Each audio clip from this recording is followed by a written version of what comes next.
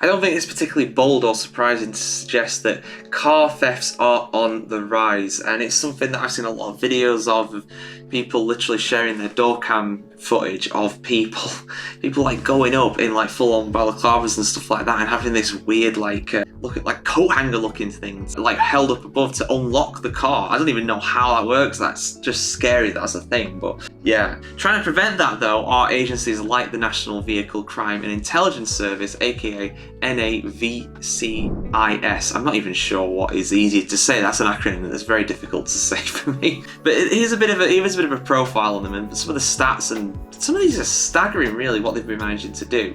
The actual money involved in some of these car thefts. So, and particularly for those that are on finance, particularly those that are leased as well. So those are the real targets, because in general they are better cars, to be fair. But those are the ones that seem to be really targeted right now by thieves. But these guys and girls are helping to stop that. Well, helping to stop them getting over the border pretty much. It's funded by the Finance and Leasing Association, the FLA, which makes sense. I mean, they want to look after themselves, they want to look after their vehicles, because even though they're being stolen from people, really those cars are owned by the garage that you lease them from. That's kind of how it works. The dedicated team has recovered cars from across Europe, with Romania and Bulgaria consistently being the top destination for markets. I mean, that's not surprising, sadly. These are in possession of the keys, obtaining finance to acquire the vehicle either in their own name and failing to pay, or by fraud using false identity. The team has found and returned vehicles worth £9.6 million, with Romania and Bulgaria accounting for 60% of the value seized.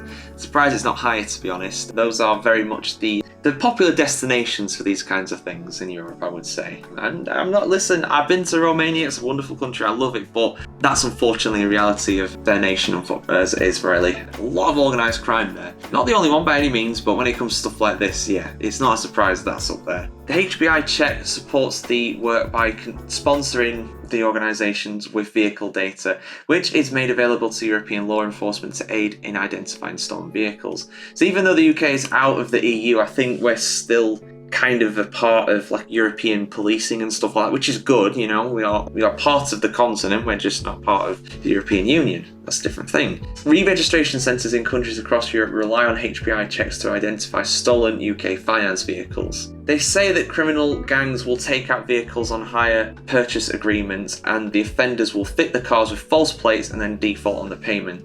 The vehicles leave the UK through ferries, shipping containers and the Channel Tunnel. When vehicles are being re-registered in the destination country, the intelligence and data provided by the organisation and the HBI check help to identify stolen vehicles so they can be seized and returned to UK finance companies. The organisation conducts operations to detect, deter and disrupt serious organised crime. Sharing of intelligence between UK law enforcement and overseas law enforcement agencies is essential to fighting this crime. The team also developed the best practice to overcome and prevent vehicle finance crime. So yeah, I mean, it's cool that they're doing this and everything, and obviously that's so much, but it makes you wonder how much has actually been stolen. Like how much, I mean, we'll never know. I don't think we'll ever know this. But then again, if a car's been stolen, everybody's going to report it. So I'm interested to see how many of these cars they actually get back. I mean, they're saying that 60% end up in Romania and Bulgaria. There's almost £10 million of value seized in total, but how much is actually being stolen? That's what I really want to know from this. What's the percentage? Because